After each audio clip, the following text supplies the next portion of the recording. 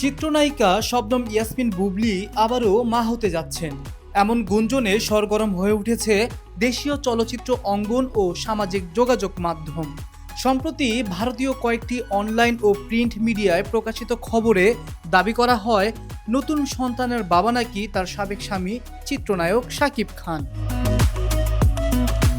শাকিব খানের সাবেক দুই স্ত্রী চিত্রনায়িকা অপু বিশ্বাস ও শবনম বুবলীর ঘরে রয়েছে একটি করে সন্তান।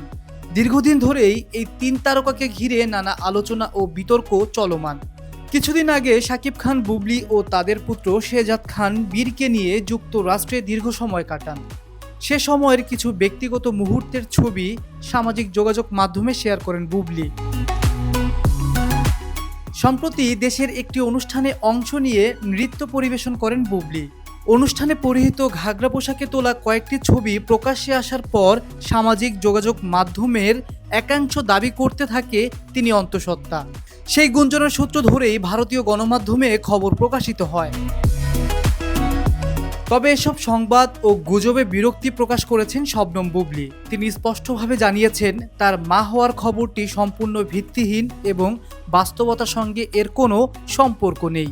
ব্যক্তিগত জীবন নিয়ে বারবার গুজব ছড়ানো হচ্ছে বলেও অভিযোগ করেন তিনি। প্রসঙ্গত 2018 সালের 20 জুলাই শাকিব খানের সঙ্গে বিবাহ বন্ধনে আবদ্ধ হন শবনম বুবলী। 2020 সালের 21 মার্চ তাদের ঘরে জন্ম নেয় পুত্র শেহজাদ খান বীর। পরবর্তীতে সামাজিক যোগাযোগ মাধ্যমে সন্তানের ছবি প্রকাশের মাধ্যমে বিষয়টি আনুষ্ঠানিকভাবেই জানান তিনি। আকাশ সাদ, ডেস্ক রিপোর্ট।